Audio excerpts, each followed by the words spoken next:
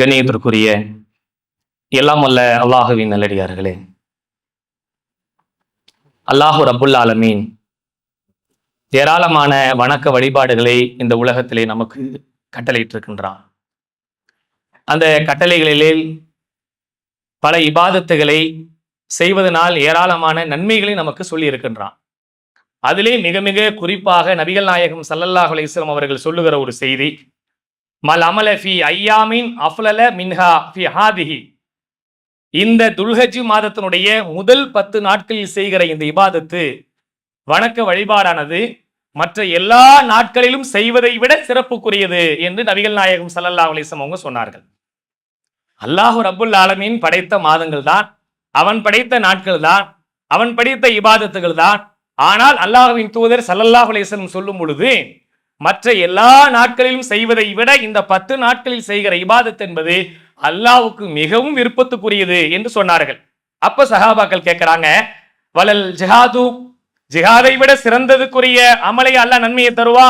கால வலல் ஜிஹாது இல்லா ரஜுலுன் ஹரஜ யுஹாதிரு. அந்த ஜிஹாதா போர்க்களத்துக்கு போகிறவர்கள்ல அதை விடும் சிறந்ததுதான். எப்ப தெரியுமா? அவன் போர்க்களத்துக்கு போய் தன் உயிரை நீர்த்துவிட்டு திரும்பி வருவானான்னு சொன்னால் அவனை தவிர. போர்க்களத்துக்கு போயிட்டு போர் பண்ணி நம்ம பொருளாதாரத்தை இழந்து வராங்கல்ல, அதை விட இந்த 10 நாள் இபாதத்து சிறப்புக்குரியதுதான். எப்போ அந்த ஜிஹாது பெருசா மாறும் என்றால் அந்த போரிலேயே அவன் கொல்லப்பட்டு உயிர் போயிருந்தால் தவிர இந்த 10 நாளுக்கு ஈடாக வேற எந்த அமலையும் சொல்ல முடியாது என்று சொல்லுகிற அளவுக்கு நபிகள் நாயகம் ஸல்லல்லாஹு அலைஹி வஸல்லம் அவங்க இந்த 10 நாட்கள் சிறப்புக்குரிய நாளாக, இபாதத்துக்குரிய நாளாக, அதிகமான நன்மைகளுக்குரியதாக, அல்லாஹ் நேசிக்கக்கூடிய நாளாக சொல்லி தந்திருக்கிறார்கள். ஆகையால் இந்த 10 நாட்கள் நாம் வீண் பண்ற வேண்டாம். ரமலானுக்கு எப்படி அதிகமான முக்கியத்துவத்தை கொடுத்து இபாதத்துகளை ஈடுபடுவோமோ அது போல இந்த 10 நாட்களிலே அதிகமான இபாதத்துகள், திக்ருகளை, துவாக்களை, குர்ஆனை ஓதுவதிலே, முன்பின் சுன்னத்துகளை தொழுவதிலே, தொழுகை கடமையான தொழுகையில ஈடுபாடுகளை அதிகமாக காட்டுகிற விஷயங்கள் அனைத்தையும் இந்த 10 நாட்கள் செய்வது என்பது அல்லாஹ்வின் தூதர் ஸல்லல்லாஹு அலைஹி வஸல்லம் அவங்க சொன்ன சிறப்புக்குரிய விஷயம். எந்த அளவுக்கு ரசூல் ஸல்லல்லாஹு சொல்றாங்க, இந்த 10 நாட்கள்ல அரஃபாவுடைய நாள் இருக்குல்ல, அந்த அரஃபாவுடைய நாள்ல நரகவாசிகள் மீது கருணை புரிந்து அல்லாஹ் நரகத்திலிருந்து சில பேர் எடுத்து சொர்க்கத்துல போடுறான். அல்லாஹ் ரமலான்ல நம்ம நோன்பு வச்சோம்னா அல்லாஹ் நமக்கு பாவங்களை மன்னிப்பான், நரகத்துடைய கேடையும் இதெல்லாம் நம்ம நிறைய கேள்விப்பட்டிருக்கிறோம்.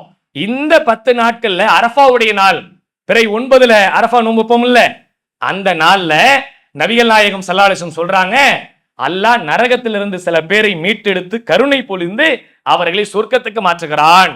அந்த அளவுக்கு சிறப்புக்குரிய நாள். அந்த அரஃபாவுடைய நோன்பை யார் நோக்கிறார்களோ அவருடைய முன் சென்ற ஓராண்டு பாவம், பின் வருகிற ஓராண்டு பாவத்துடைய தீமைகளை அல்லாஹ் மன்னிக்கிறான், அல்லாஹ் அழிக்கிறான் என்று சொல்லி நபிகள் நாயகம் ஸல்லல்லாஹு அலைஹி வஸல்லம் சொல்றாங்க. அப்போ இந்த 10 நாட்கள் எவ்வளவு பெரிய சிறப்புகள்லாம் இருக்குன்னு சிந்திச்சு பாருங்க.